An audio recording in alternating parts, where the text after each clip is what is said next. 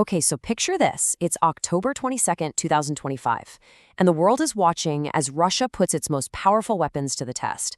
We're talking intercontinental ballistic missiles lighting up the sky, strategic bombers unleashing cruise missiles, and a nuclear submarine firing from deep beneath the ice of the Barents Sea.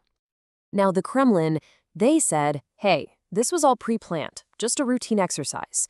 But given the high-stakes diplomatic drama that was unfolding at the exact same time, you've got to ask yourself, was this really just business as usual? Or was it a carefully timed warning shot aimed squarely at the West? To figure that out, we need to dive into the details. So this whole thing was called the Grom exercise. That's thunder in Russian. And this was not some low-level drill. This was a full-scale test of the country's entire nuclear triad. And who was watching? President Vladimir Putin himself, overseeing the whole thing from a situation room deep inside the Kremlin. So a full triad test, what does that even look like? Let's break it down leg by leg.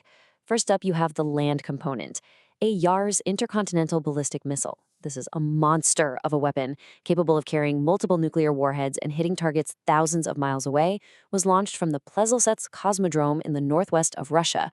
All right, next up, we've got leg number 2, air. Veteran Tu-95 MS strategic bombers. I mean, these things are the workhorses of Russia's long-range aviation. They took to the skies and fired their own nuclear-capable cruise missiles. The point here is to show they can launch a strike from pretty much anywhere at any time. And that brings us to the final piece of the puzzle, leg number 3, the sea. From way down beneath the waves of the Barents Sea, a nuclear submarine launched a Sineva ballistic missile, completing the triad.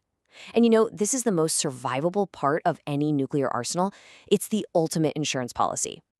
Okay, so the Kremlin kept insisting, nope, this drill was planned way in advance. But I mean, come on, the timing is, let's just say it's highly suspicious. Just look at the 48 hours right before it all went down. On October 21st, a planned summit between Presidents Trump and Putin gets called off. The very next morning, boom, the U.S. hits Russia's 2 biggest oil companies with massive sanctions. And that same afternoon, the Grom exercise kicks off. You tell me, coincidence? I don't think so.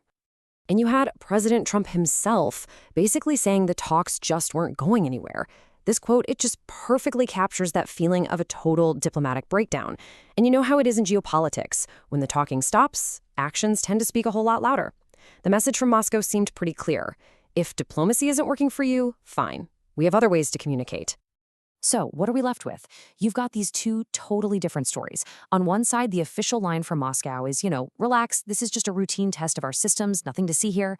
But the other read on it, the strategic one, is that this was a deliberate power move, a flex of military muscle aimed right at Washington. So which is it? Well, to really get what's going on, we have to pull back the curtain and look at Russia's strategic playbook.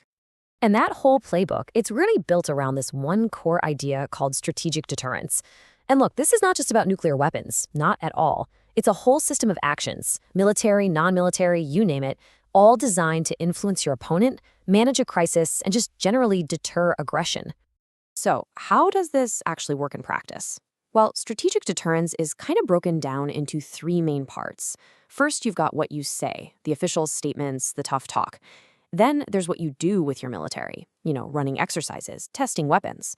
And finally, you've got all the other tools, the non-military stuff, like diplomatic pressure or economic levers. That Grom's exercise, it fits perfectly into bucket number 2.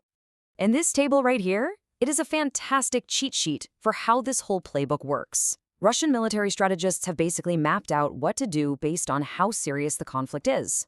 Look here. During a military threat, you might see some threatening statements or weapons demos. Sound familiar? But as you climb that ladder of conflict, the responses get bigger and bigger. And notice this part about non-strategic nuclear weapons. Those are the smaller, tactical ones for the battlefield, not the city killers. It all builds up to that top tier, strategic nuclear forces. And the Grom drill? That was a demonstration of that entire top tier of capability. Okay, I want you to just look at this number for a second. 40. It might seem totally random, but trust me, it's a huge clue for understanding the real message behind this whole exercise. So what on earth does the number 40 have to do with a super high-tech nuclear drill happening in 2025? Well, the answer is pretty fascinating, actually, because it turns out the submarine that fired that ballistic missile from the Barents Sea, yep, it was 40 years old. Now think about that. Russia has all these brand new advanced submarines in its fleet, so why in the world would they pick a vessel from the 1980s for this huge high-profile show force? Okay, so here's the kicker. That submarine, the Bryansk, yeah, it was basically a Cold War relic. But, and this is the important part, it had just finished a massive 6-year modernization and just returned to service this very year. So this wasn't about them being weak or having to use old gear. No, this was a very deliberate signal about resilience. The message is, hey, not only can we build new superweapons, but we can also maintain and upgrade our legacy forces, keeping them lethal for decades to come. In Russian military thinking, they actually have a name for this. It's called a strategic gesture. It's an action that's been carefully designed to have a very specific information psychological impact on your opponent. So picking the newly refurbished Bryansk wasn't some random operational choice. It was strategic theater, pure and simple, meant to be analyzed and understood in the West. And what's so striking about all this is how different it is from past statements. I mean, go back to 2016, and you've got Putin himself warning people not to run around brandishing nuclear weapons like a razor. So this recent Grom drill really suggests a major shift in that thinking. But the billion-dollar question is, has this new, more aggressive signaling actually worked? Well, according to the analysis, the results are mixed.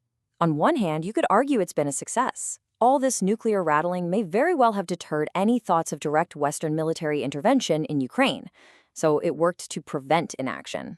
But on the other hand, it has clearly failed to achieve its other goals. It hasn't stopped the continuous flow of advanced Western weapons to Ukraine, which was a huge Russian objective. And that's the tricky thing about deterrence, isn't it? It's often way more effective at stopping someone from starting something new than it is at forcing them to stop something they're already doing. And that brings us to the final and, frankly, the most critical question.